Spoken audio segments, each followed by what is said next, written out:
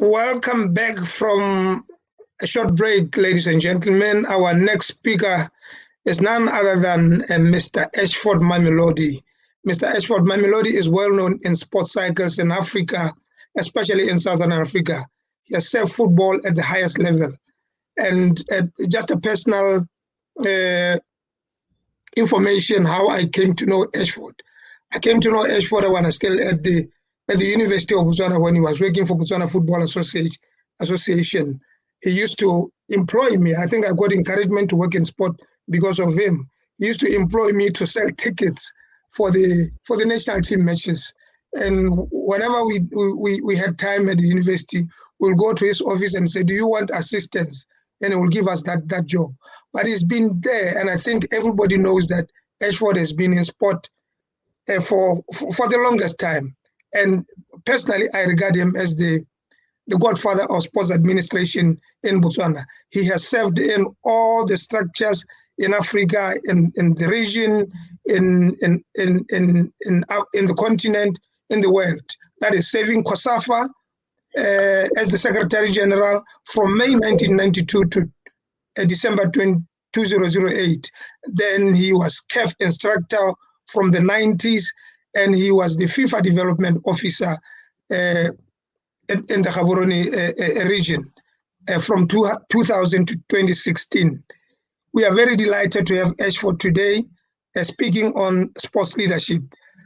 Ash, welcome to our summit, and I will leave the floor to you now. Thank you very much. Thank you very much, Styles, for that very elaborate introduction. I was worried when you said I used to employ you to sell tickets. It almost sounded like a private deal. However, running with it, ladies and gentlemen, I'm delighted and would like to thank Rent Sunoham for this invitation, for this opportunity. It's an excellent platform for leaders of sport, such as we all are, to share what our little knowledge is on the sport, and at the same time try and grow ourselves. So leadership is a very broad subject. I'll try and run through it as quickly as I can. Starting point for me are very two interesting quotations. One from Henry Kissinger. He was used to be Secretary of State in the US. He said, "The task of leaders is to take people from where they are to where they have not been." Rosalind Carter, on the other hand, had another view and said, "A great leader takes people where they do not necessarily want to go, but ought to go there," just by way of introduction. But very, very importantly, we need to try and define leadership. And I want to confess that there are many definitions of leadership. It's really what makes you feel comfortable. Some people say it's a creating way for people to contribute to make something happen. It could be extraordinary, a process of social influence, etc. But whatever we decide on as leadership, for me, it's very simple. Leadership is influence, nothing more, nothing less. How do we develop leadership skills as a leader? Some people go to school for it and get formal education, but increasingly it's about practical experience in leadership and management roles, okay? Where whatever you are doing, whether it's for your community club, for your national association, for whatever, or school organization, any leadership role you have, I think we need to take it seriously, because that's the only one way that we can, it can assist us to grow. It doesn't actually matter whether we are volunteers or not. What are the common elements that make leadership? You need to say to yourself, am I exerting influence? Am I motivating? Am I inspiring colleagues that I work with? Very, very importantly and critical, because it's something that we don't see very often, is that element of helping others realize their potential. For me, this is a very, very important leadership attribute, which I think as leaders of sport, we need to make sure that we embrace. As soon as we see a younger person showing skills, showing a positive attitude, we need to encourage them. Of course, we need to lead by example. That goes without saying. And we must make a difference. Okay, I always say when I'm at forums such as this, that you really can't be a leader if you don't have appropriate goals set for yourself. So leadership cannot be divorced from management, and the two are synonymous. All right. Whereas leadership occurs anytime one attempts to influence the behavior of an individual or group, management is a kind of leadership in which the achievement goals are very, very important. We need to have organizational goals, and I think this is what this is speaking to more and more. Sometimes people are challenged with the distinction between management and leadership. Here is just a little chart that can assist us navigate that, because while in management, it's all about the position you have. In leadership, involves more power by influence. While in management, we rely on systems, focus on systems. At leadership level, we need to increasingly be innovating in our sport area, okay? While at management level, perhaps it's more relying on control. At leadership level, it's about focus on people, etc. What are the strategies for leadership? Okay, here again, it really varies from one person to another, but I'd recommend strongly that you need to project the image of a leader all the time. Okay, practice leadership by administering, by being involved in leadership. Of course, it's important that you're able to do what task is at hand. But like I said earlier, you must lead by example. Enable each person to reach their potential, like I said earlier. You have to be reasonable. There are circumstances which may not allow you to always be reasonable, but this is something I would strongly encourage. And of course, we must delegate while at the same time not abdicating our responsibilities. Then one could ask, what are the traits, desirable traits of a competent leader? You must be willing to solve problems, resolve conflicts, etc. Importantly, be an excellent communicator. You must also be a visionary. Okay, you really need. If I'm leading a club, where do I want to see my club in the next 5 years, in the next 2 years? You have to be thinking ahead as a leader. You must be able to take risks. Inevitably, in leadership, you have to take risks. Good time management is something that I always stress, especially when I'm, in management courses. We really have, this is important. And when you move around and see how casual leaders are about time management, it is really a major source of concern. We need to have an ability to generate faith. Okay, have our followers having loyalty and deriving loyalty and trust from us. Okay, leadership is also about power, regrettably, and I don't like talking too much about this because I don't believe in it, but these are just showing us different types of power in leadership. Is it reward power? Is it coercive power? Is it legitimate, etc., etc.? Then we look at decision making, because this is also another big responsibility for leadership.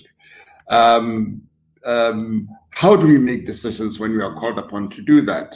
Because this is something that we have to be continuously embracing ourselves. But what is key for me is that as leaders, we need to have as much information as we need in order to make that decision. Look at different options before we rush into a decision. Make sure that you've got input from every member of the team wanting to make an input.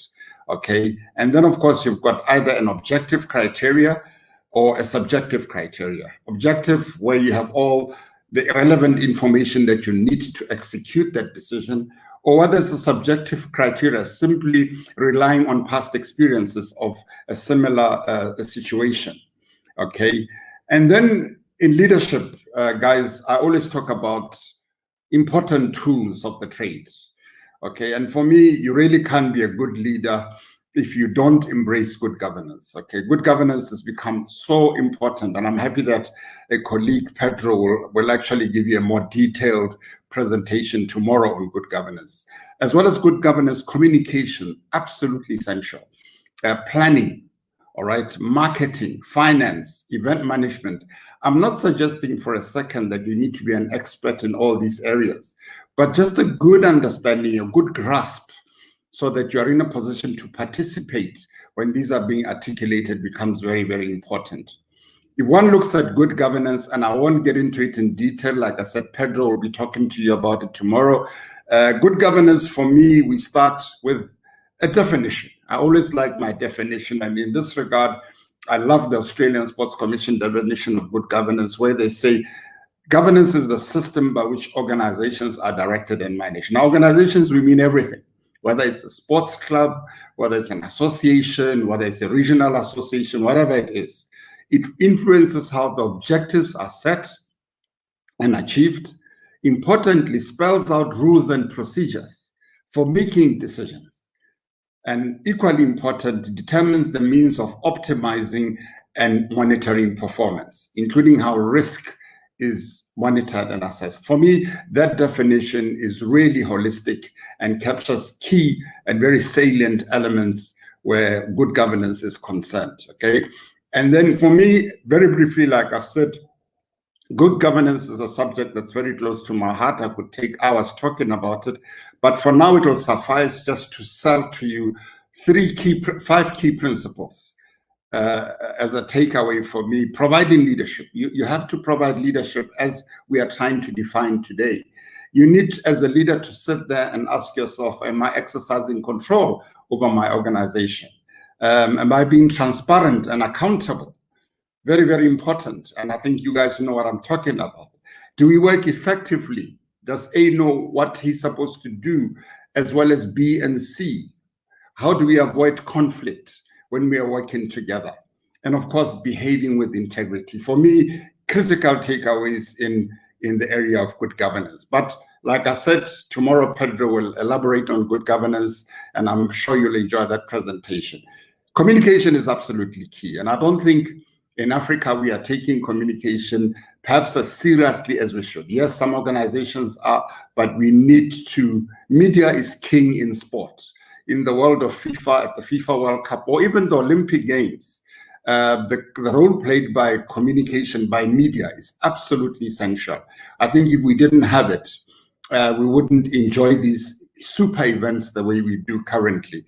So even at whatever level we are, the question that I must ask myself as a leader, are we communicating adequately? What is our relationship with the world of media? Are there areas of improvement that we need to look at? Very, very important for me. Equally important is planning as a tool of the trade. Planning, guys, is absolutely essential. When we are teaching, we're normally saying failing to plan is actually doing an excellent job in planning to fail. There is no way that you can be a leader and you do your work every day in sport and there is no plan. But it scares that we meet so many people involved in leadership who have absolutely no plan for the year, for the next 2 years, for the next 3 years. So this is really just a reminder that we need to articulate with our colleagues in whatever sport activities, we're involved in, a plan. There must be a plan at all times. Where do I want to take my club in the next 5 years, in the next 3 years, okay? And when you do that, and you need sponsorship partners, you need technical partners, they'll be able to appreciate what you're doing if there's something that you have actually elaborated in the form of a plan. I believe marketing is equally important for us as leaders to embrace, because at the end of the day, it's how well we market our various different sports that we will take them forward. Earlier on, I spoke about communication. For me, failing to communicate well denies you an opportunity to develop that image. And my view very strongly is that if you've developed an excellent image, marketing then becomes much, much easier going forward. I know I'm rushing through this, but time is very limited. And I've reached now what I call concluding thoughts. I've got some quotations here which I find quite engaging. Jerome Taylor from the Babson College of Business Studies in Massachusetts in the United States once said, "Leadership listens inspires, motivates, and gives a direction, a common goal to aspire to.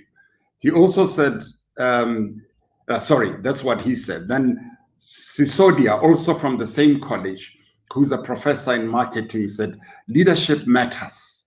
It matters today more than ever. Raj continues to say, and I quote, but the old way has run its course. Leadership today must be based on purpose, inspiration, caring, and compassion. Very, very important. Another professor in the same institution, Nan Lagowitz, had this to say, in today's social media world of brand me, leadership needs to remain focused on creating positive solutions that create true economic and social value.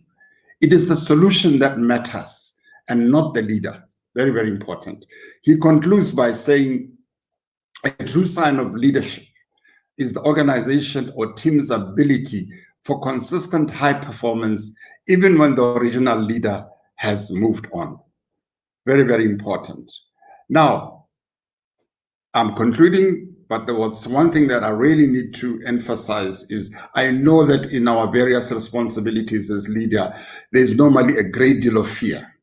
And I would like to invite you today that there are certain fears that we must overcome if we are going to live true to our aspirations of being good leaders. That includes failure. Some people just get terrified at the thought that what if I fail? Although sometimes it's a positive thing, you need to overcome it. You need to be accountable. We've already addressed this. You need to move away. Be not scared of being accountable.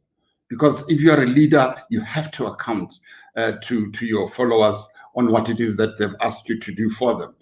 Sometimes people have a fear of being perceived as imposters. Okay, you need to overcome that. Criticism is normal, I would like to say, in leadership. And we need to overcome criticism. We need to deal with it, but we shouldn't fear it. Sometimes we have a challenge with making hard decisions. I would like to invite you today that this is a leadership requirement. Sometimes you are called upon to make hard decisions. Make them with the same level of enthusiasm as you'd make a simple decision. We need to take risks from time to time. Very, very important. Last but not least, we must avoid a fear of, we must not have fear in speaking out. You've got to be independent as a leader. So when you need to call somebody out, when you need to speak out against something or for something, please feel free to do so, because that becomes very, very important. Some takeaways for us from hopefully this short presentation will include, for me, guys, leadership in sport is absolutely essential. Okay, we need to determine whether our sport leaders are fit for purpose. When you stand for a chairman of a netball club in your village, why are you standing? You yourself must satisfy yourself that you belong there. People must also appreciate that, wow, we've got somebody who's a tested leader, either as a chairman, as a secretary, whatever position you stand for, you must be fit for a purpose. I'd like to insist. Sports leadership should not be about power, but rather you must be a team player. There should be no power. We are not a political organization. We are there to develop. Our job is really about development. There is need for continuous and regular evaluation of our leadership. Very often we are elected into positions, we stay there for however long it is, but there is no sense of annual evaluation. Are we satisfied that we are doing what we've been called upon to do? What are the checks and balances? That becomes important for me. Okay, role of leaders need to be spelled out. Okay, very often we allow ourselves to be elected. I'm Secretary General of this organization, but you know nothing about being a Secretary General. You just happen to be some very good person who people see from time to time. My view is that leadership inductions must be regulated in our different constitutions, whether it's a small club, whether it's a community club, whatever it is, or an association. We need to be able to deal with induction of leadership so that everybody's clear in terms of their roles and responsibilities. For me, something that's also not happening regularly enough is succession planning. For me, should be sacrosanct and must be dictated by statute. It must be in our constitutions, that what are we doing for succession planning? When we leave, who takes over? Are they being prepared to take over? I know, of course, there's a political runaround of people selling themselves, but we want a pool of leaders who have been prepared for leadership. We don't do that. And that's why constantly we see all sorts of challenges taking place in our various sports. All right. So leaders must always be held to account by the membership. And we must allow this to happen. When you go to a General Assembly, allow the members, because that's their time now to tell you whether you're doing a good job or you are letting them down. For me, short to medium term duration in leadership is very important. I always say to my colleagues and friends that I meet, don't overstay your welcome. Okay, it's not a good thing to be there for too long, because if you do that, you then forget that you actually have to leave. Also very important, in my view, is the question of legacy. Whatever you do for sport as a leader, be able to look back, let people say, remember you, that during your time, we set up an excellent technical development structure. We set up an excellent communication strategy. We did an excellent technical development or planning, a strategic plan that I drove. You know, people must remember you. You must leave footprints. But very often when people exit sport, they get forgotten very quickly because they really didn't leave a sound foundation. And as I conclude, and I'm sure Zhao's looking at his time and saying, this guy's going to rattle on, two more quotations from me, from two people rather. John Maxwell has said, and I quote, leaders become great, not because of their power, but because of their ability to empower others. He also says, a leader is one who knows the way, goes the way, and shows the way. Okay, this should help inspire us. And then finally, Glasgow says, a good leader takes a little more than his share of the blame, a little less of his share of the credit. Very, very important understanding. So I really want to thank you all. This is as far as I can go in the limited time that I have. And I'm sure that if you have any, we can engage in the chat sessions, which I'll be visiting from time to time. But I want to thank you sincerely for your attention. I want to thank Thabo Mtsinogang for putting this excellent innovation for all of us. I think it can only get better and bigger in the future. So once again, thank you very much. And I hope I have made some small contribution to the workshop.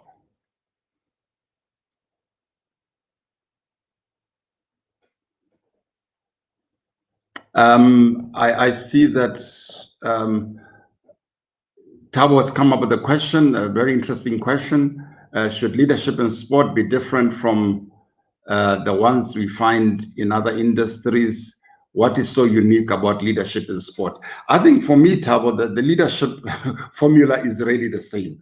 It really amazes me sometimes when you get people who are corporates in their own right, CEOs or very senior directors in companies, come into sport and behaving differently. For me, the standard is the same. You know, we call it good governance in sport, but it's actually your corporate governance, which is what drives these people on a day-to-day basis. So my answer to that, Thabo, is that no, it should not be different. You know, there's nothing unique about sport. The only thing we must remember in sport, sometimes we volunteer, and we have a responsibility, normally to our countries, to our clubs, to our whatever structure you belong to. We have to deliver. There's so much development around what it is that we do, and very, very little politicization, unfortunately, that we often struggle with. I haven't seen any other questions. Zhao, I think I am done. But like I said, if colleagues want to chat, they can continue doing so and we'll respond to it. Thank you very much indeed, Thabo and Zhao and the rest of the team for this amazing work.